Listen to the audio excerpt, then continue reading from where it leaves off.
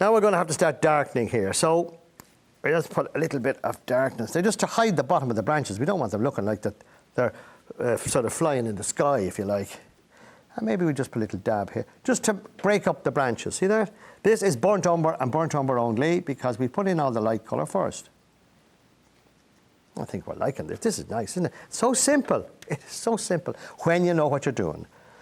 You know, when I started to paint first, I hadn't a clue. And very few people in those days were prepared to tell you. And that was the problem I ran into because I didn't know what I was doing. Sometimes I still don't know what I'm doing, but there it is. At least I enjoy it now, don't I? Yes.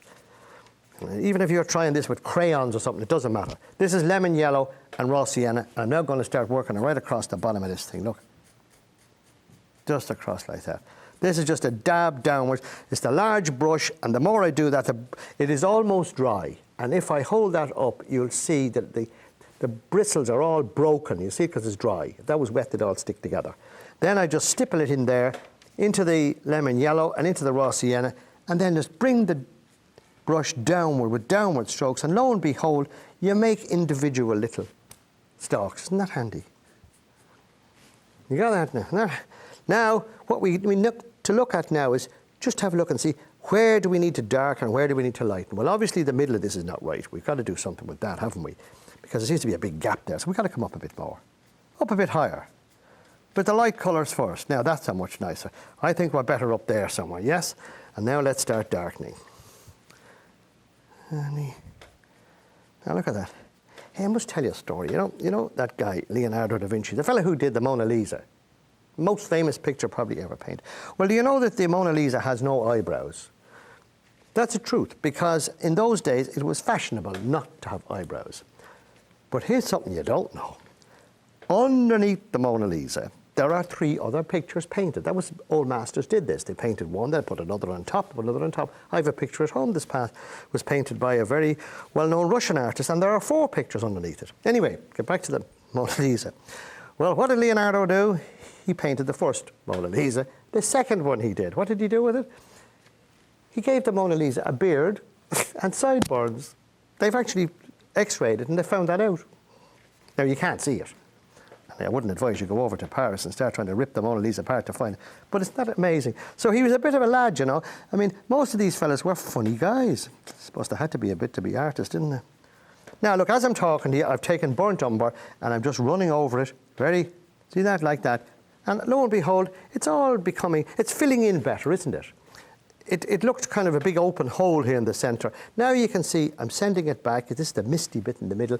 And I'm slowly building up here with my brush nice and dry, with downward strokes of burnt umber, and begin to fill it in.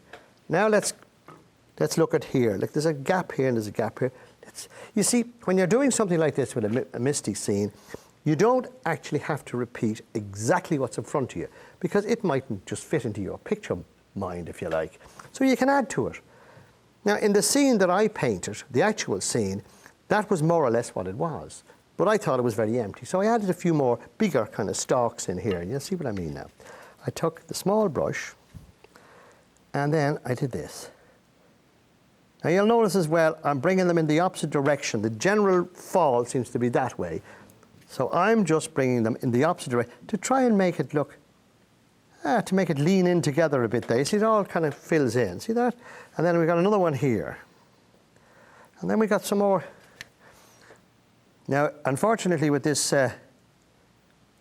rigger brush, it does take quite a bit of time because the brush does not hold much water or indeed much paint. And you have got to keep reloading. And that's why I'm taking so long at it. But don't worry about it.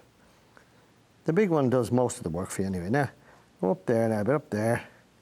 Now, of course, I've got to fill in all down here. And then when we get all this done, I've got a few more little dabs there. Now I'm going to put a few the other way. See that? How are we coming on there, huh? You begin to enjoy it. It's the finishing off of this. It's the kind of wandering round and looking for things to do. Now, there's another little branch there we need to put in. I think that fella comes out there. Look at that.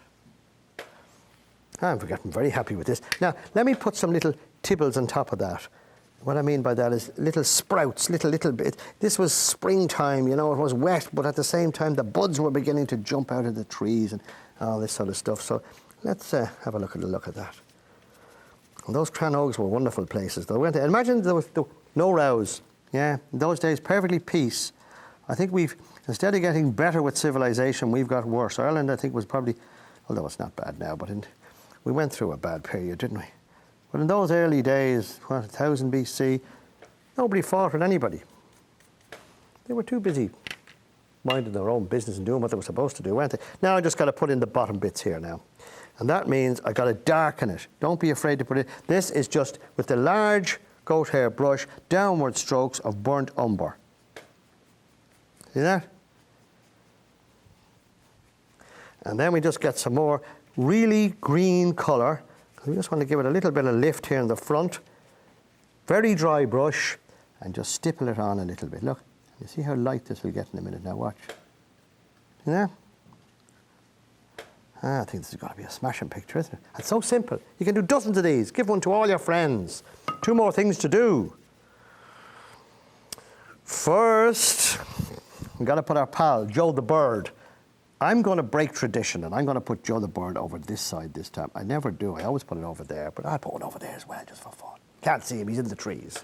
I think he looks better over there, though. Now, next thing is we've got to sign it, and we sign him here. And when you sign your picture, there's one thing you always do, and that is you stop. We take our little mount, and then we say to you that that's all for this lesson. But if you want to find out more about this lesson and all my programs, why not visit my website, simplypainting.com. Bye-bye.